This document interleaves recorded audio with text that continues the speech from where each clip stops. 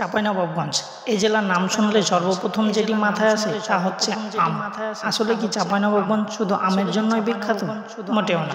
চাঁপাইনবাবগঞ্জ জেলায় আরও অনেক কিছু আছে যার জন্য বিখ্যাত এই জেলা। তাহলে চলুন জেনে আসি চাঁপাইনবাবগঞ্জ জেলা সম্পর্কে।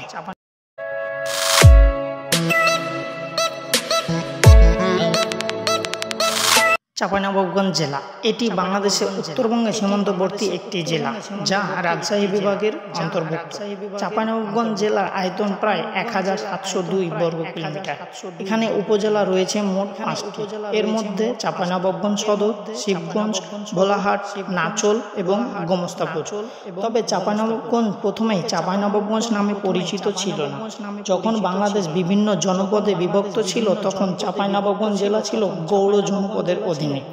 এরপর নবাব আলীবর্দী খাঁর শাসনামলে এই জেলার নামকরণ করা হয় নবাবগঞ্জ এবং সর্বশেষ 2001 সালে চাঁপাইনবাবগঞ্জ সরকারিভাবে নামকরণ করা হয়। চাঁপাইনবাবগঞ্জ এটি ভারতের পশ্চিমবঙ্গের আসাম জেলার পাশে অবস্থিত এবং মুর্শিদাবাদ থেকে খুব কাছে হওয়ায় বেশ পরিচিতি পায় এই জেলা। চাঁপাইনবাবগঞ্জ জেলার মানুষ যেমন অতিথিপরায়ণ, তেমন এদের কথার মধ্যে রয়েছে একটি অন্যরকম টান। এই কথার দ্বারা তারা যে কাউকে আপন করে নিতে পারে খুব সহজে। চাঁপাইনবাবগঞ্জ জেলায় আরও রয়েছে বাংলার শেষ নবাব সিরাজউদ্দৌলার নানা নবাব আলীবর্দী খাঁর শাসনামলে নির্মিত ছোট্ট সোনা মসজিদ, যা চাঁপাইনবাবগঞ্জ জেলায় অবস্থিত এবং 1971 সালের যুদ্ধে নিহত বীরশ্রেষ্ঠ ক্যাপ্টেন মহিউদ্দিন জাহাঙ্গীরের সমাধিটি রয়েছে এই ছোট্ট সোনা মসজিদ প্রাঙ্গণে। শুধু তাই নয়, তেভাঙ্গা আন্দোলনের নেত্রী ইলা মিত্র তিনিও তার আন্দোলন শুরু করেছিলেন এই চাঁপাইনবাবগঞ্জ জেলার নাচল উপজেলা থেকে এবং তার স্বামী রমেশ চন্দ্র তিনিও ছিলেন চাঁপাইনবাবগঞ্জ জেলার জমিদার বংশের ছেলে। শুধু কি তাই, চাঁপাইনবাবগঞ্জের গম্ভীরা গানের কথা তো সবারই জানা। আর আজকে আমি যাচ্ছি এই চাঁপাইনবাবগঞ্জ জেলায়। তাহলে চলুন যাওয়া যাক। মোটরসাইকেলে চেপে গুলশান থেকে আমি রওনা দিলাম কল্যাণপুরের উদ্দেশ্যে। কল্যাণপুর থেকে আমার গাড়ি যাবে চাঁপাইনবাবগঞ্জে। সেখানে আমার টিকিট করা আছে সকাল 10টায়। আমি তাই সকাল সকাল বেরিয়ে পড়লাম কল্যাণপুরের উদ্দেশ্যে। সেখান থেকে আমি যাব চাঁপাইনবাবগঞ্জ জেলায়। সামনে ঈদুল আজহা, তাই তো ঢাকা শহরটাকে আজকে কেন যেন অচেনা মনে হচ্ছে। পরিচিত ঢাকা আজকে তাও অচেনা, নেই পরিচিত যানজট, গাড়ি ঘোড়া, রাস্তাঘাট পুরো ফাঁকা। তাই তো চলতে বেশ ভালোই লাগছিল এই ফাঁকা রাস্তায়। আর আধা ঘন্টার মধ্যে পৌঁছে গেলাম কল্যাণপুর বাস স্ট্যান্ডে।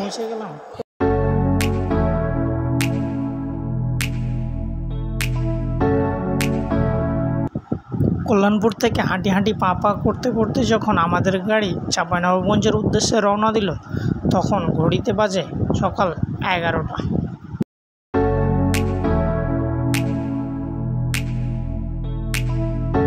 আর চন্দ্রা পাইপের রাস্তায় চোখে পড়ল ঘরমুখী মানুষের দীর্ঘ সারি। ঘন্টার পর ঘন্টা দাঁড়িয়ে গাড়ির জন্য অপেক্ষা। কিন্তু কেন এত কষ্ট? উদ্দেশ্য একটাই, পরিবারের সাথে একসাথে ঈদ করবে বলে।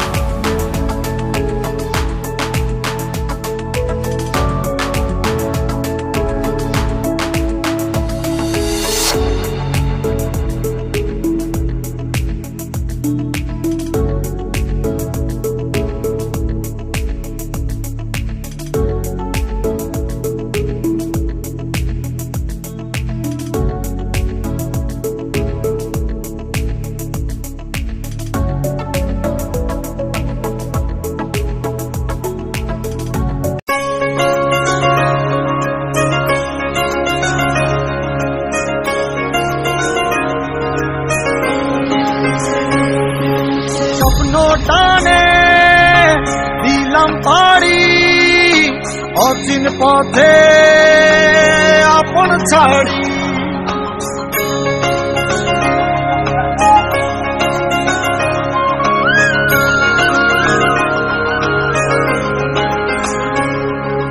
স্বপ্ন টানে দিলাম পাড়ি অচিন পথে আপন ছাড়ি। পেছন ফেলে উঠান বাড়ি, প্রিয় মুখা স্মৃতির সারি। মন বলে চল ধীরে আবার, স্বপ্ন যাবে বাড়ি আমার। মন বলে চল ধীরে আবার,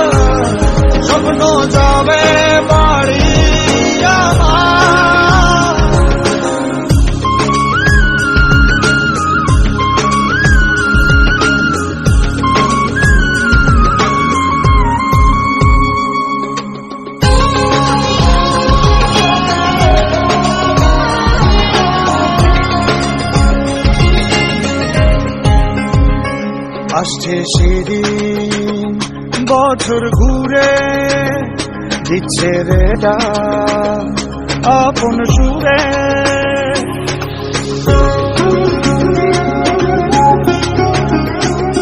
আসছে সেদিন বছর ঘুরে দিচ্ছে রে ডাক আপন সুরে যাচ্ছি আমার স্বপ্ন পুরে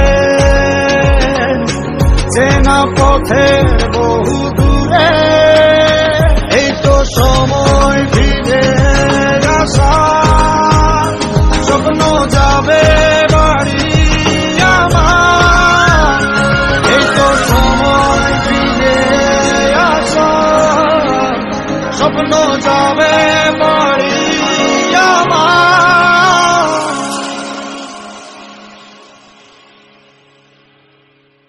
এই তো সময় ফিরে